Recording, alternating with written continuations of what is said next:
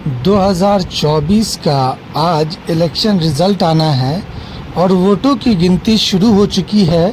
लेकिन जैसे जैसे वोटों की गिनती आगे बढ़ रही है वैसे वैसे जो भी एग्ज़िट पोल आ रहे थे सब के सब फेल होते दिख रहे हैं। जी हाँ, आपको मैं बता दूं कि कुछ इस तरह का समीकरण बन चुका है जहां पे लोग जितने भी थे उन्हीं का समीकरण अलग था और जो पार्टियां थी उनकी समीकरण अलग थी।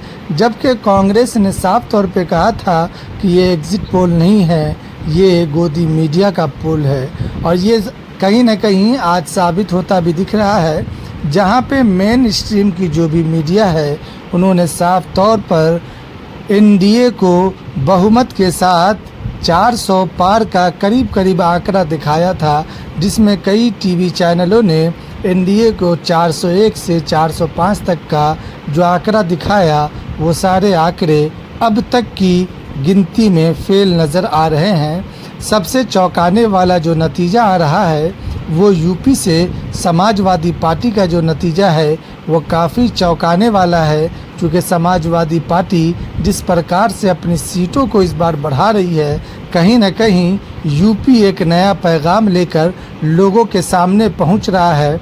वहीं बिहार जिस तरह से इस बार बिहार में सीटों का आंकड़ा बढ़ रहा है, लेकिन जितनी उम्मीद थी सीटों के बढ़ने की, इंडिया गठबंधन को उस हिसाब से सीटें बढ़ती नज़र नहीं आ रही है। लेकिन फिर भी पिछले बार के मुकाबले 2019 की तुलना में देखा जाए तो अभी सीट बढ़ती हुई नज़र आ रही है। लेकिन आपको बता दूं कि पूर्णिया में जहां पे इस बार काफ़ी दिलचस्प चुनाव कहा जा रहा था, जहां पे पप्पू यादव एक मजबूत उम्मीदवार के तौर पे देखे जा रहे थे, लेकिन अभी वो पीछे चल रहे हैं। संतोष कुमार उनसे आगे चल रहे हैं जनता दल यू के, और यही वजह है कि पप्पू यादव को कहीं ना कहीं नुकसान भी हो रहा है। राष्ट्रीय जनता दल का जो वोट है उस वोट की वजह से गठबंधन से अगर उनको टिकट मिलता तो शायद कुछ और समीकरण हो सकता था। वहीं अगर आप मुजफ्फरपुर की सीट को देखेंगे तो मुजफ्फरपुर में अजय निषाद काफ़ी ज़्यादा वोटों से पीछे नज़र आ रहे हैं। जिस वक्त मैं ये खबर पढ़ रहा हूँ इस वक्त तक करीब 90,000 वोटों से पीछे चल रहे हैं अजय निषाद। इसी प्रकार से आप पूरे देश का अगर आकलन करते हैं तो इस चुनाव का जो आंकड़ा है वो काफ़ी दिलचस्प है। लगता ये है अभी तक की समीकरण को देखकर, अभी तक की गिनतियों को देखकर कि बीजेपी के लिए इस बार सरकार बनाना इतना आसान नहीं होगा जितना कि 2019 में हुआ था।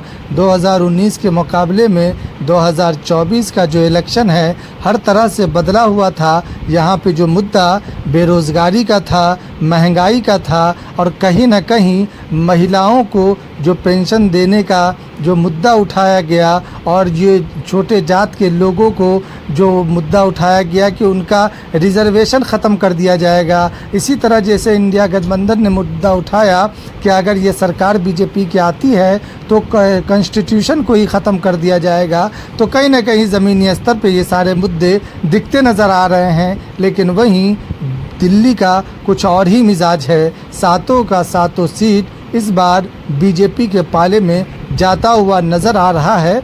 लेकिन अगर आप यूपी देखते हैं तो वहाँ पे समीकरण पूरे तौर पे बदल चुके हैं और इकरा हसन इस बार जीत की तरफ जा रही है आगे, जो कि एक महिला हैं और काफ़ी ज़्यादा एक्टिव भी है। लोगों का उनको प्यार भी बहुत मिल रहा था। यही वजह है कि वोटों की गिनती में वो लीडिंग करते हुए दिख रही है।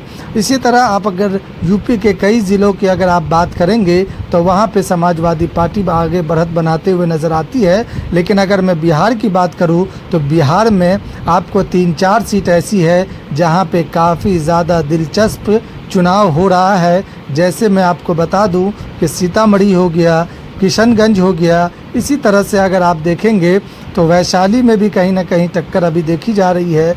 इसी तरह अगर आप देखेंगे तो सासाराम पे भी अभी टक्कर चल रही है। तो कई सीटें ऐसी है जहां पे काफ़ी कम वोटों की मार्जिन 10,000 के करीब की मार्जिन है, जिसके बाद अभी कुछ भी समीकरण बदल सकते हैं। तो बने रहिए हमारे साथ, हम पल पल की अपडेट देते रहेंगे। लेकिन अभी तक का चुनाव का लेखा जोखा लेकर हम आपके सामने